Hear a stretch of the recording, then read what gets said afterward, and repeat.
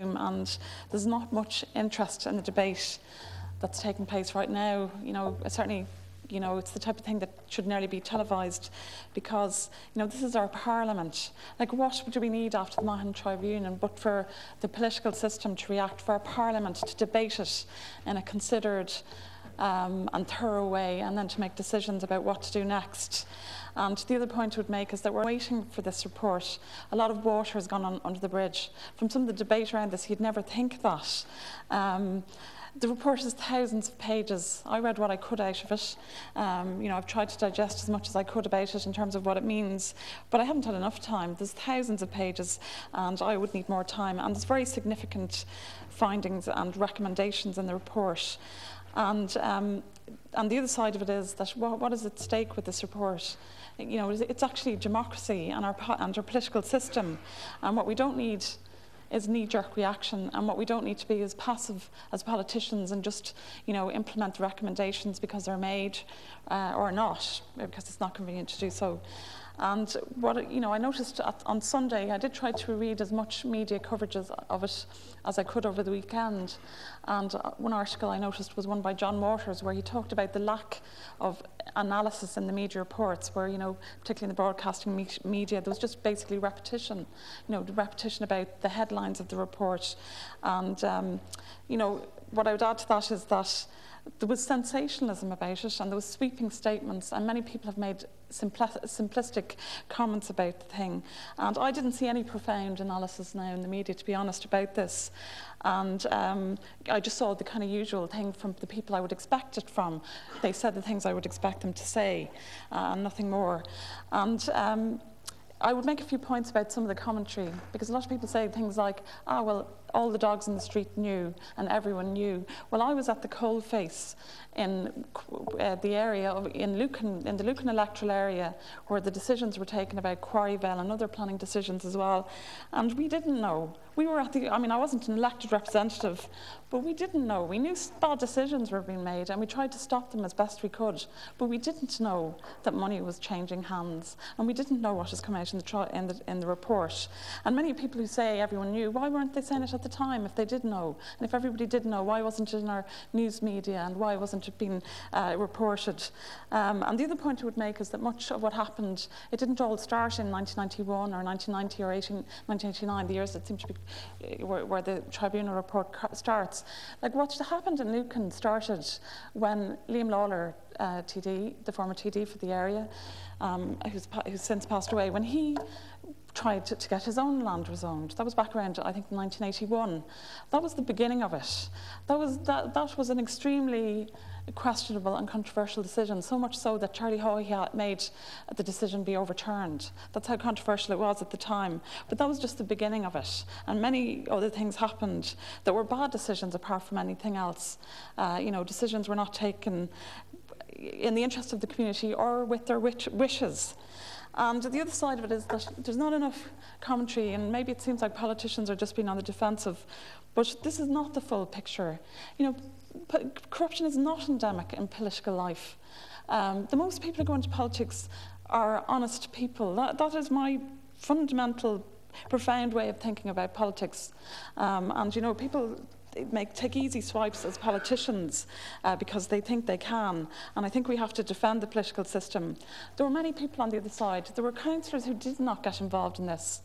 There were many people who weren't elected, who ran for election but were campaigning against the rezonings. And for example, my father was one of them, and he lost out to John O'Halloran in the 1991 local elections. There was all the community groups that were set up at the time to try and fight against the rezonings. And there was people, and many of those people I knew, worked with, and many of those people have passed away since. But they just had to have constant vigilance about the next attempt to rezone lands, that have been protected over the years. And there was victories, and those people did make achievements. So this idea that the local communities were just passive victims, like they were victims, all right. but they weren't passive victims. And, you know, people organised. The Lucan Planning Council was set up to fight attempts to rezone lands at the Liffey Valley, for example. You know, there has been the electorate reacted because they stopped voting for Fianna Fáil in the numbers that they had been in relation to the local elections. There hasn't been a Fianna Fáil councillor based in Lucan since the 1999 local elections. And, you know, there's no Fianna Fáil representative for the ward for the last 2 local elections. And that's largely because of what went on in terms of the bad planning decisions.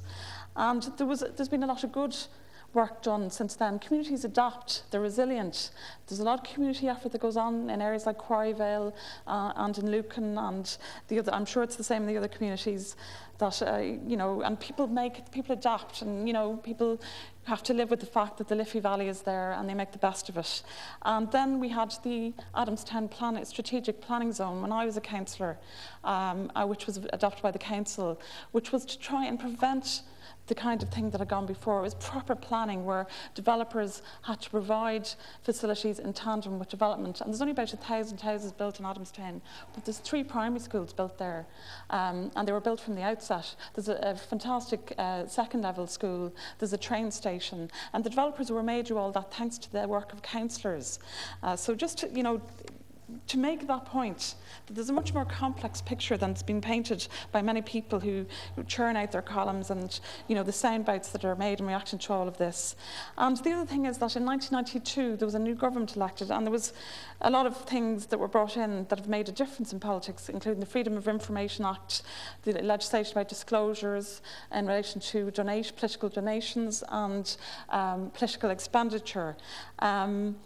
You know, in South Dublin County Council, there was never, in the whole history of South Dublin County Council, which was set up in the mid-90s, because of the stigma with Section 4s, there was never a Section 4 proposed or passed in South Dublin County Council, because there was such a bad reputation for them. So that's how the voters, they didn't want that type of thing anymore, and the councillors made sure that it didn't happen anymore. Now, I'm not suggesting it's perfect, but, you know, politics, like the rest of life, is complex, and there are good and bad people, and there are people who are, you know, who do good and bad things, and we have to realise that that's the case, and not, you know, I mean, I suppose one of my main points is that we shouldn't throw out the baby of democracy out with the bathwater of what's happened. And I agree that I've had a look at the recommendations as best I could, and particularly in relation to planning, because that's what this was all about. And I agree that there's a need for more checks and balances and transparency. Some of it has happened and more needs to be done. I've no question about that. And we need to make more, we need to give more democracy to the local government. We need more participation by the public in decisions that are taken. But, you know, don't let the elitists who now are saying, I told you so, don't let them rule the day and basically have our democracy at local level emasculated. We don't want that. And I noticed in the report, obviously there's some of the recommendations that I would agree with, but there's some of them I would fundamentally disagree with as a Democrat. And for example, the recommendation under paragraph 114, under planning, the heading planning, it says that the Minister for Environment's ability to give directions to regional and local authorities should be entrusted to a planning regulator. Now, I have a profound problem with that. In the last government, John Gormley basically took away the situation. He changed the situation where a Minister for Environment could go in when he wasn't satisfied with the development plan for whatever reason, you know, to do with the strategic policy and so on. And before it used to be that a Minister for Environment could give directions. Minister Gormley changed it so that he could go in and make the development plan for the councillors. He could basically bypass democracy and make the decision from the top. Now, the Tribunal says that planning powers have been too centralised, and yet it would propose that the same powers would just be handed over to a regulator. And there's a couple of assumptions there. I mean, the assumption seems to be that just because someone's unelected, that they're less likely to be corrupt. Now, that's not borne out by what has happened over our history in many different respects and in many different institutions. There's no guarantee that because someone is not elected that they won't be corrupt. And the other thing it says, the other thing it says is that, and the other thing as well, this idea that, you know, the minister or a regulator at the centre can make decisions for what goes on in local communities. Local communities have something to say about what plans are made for their area, and their way to do that was through their elected representatives. And Deputy, could I ask you to move that the debate be adjourned? You may have 1 minute tomorrow. All right, I'll move the adjournment. Thank you very much.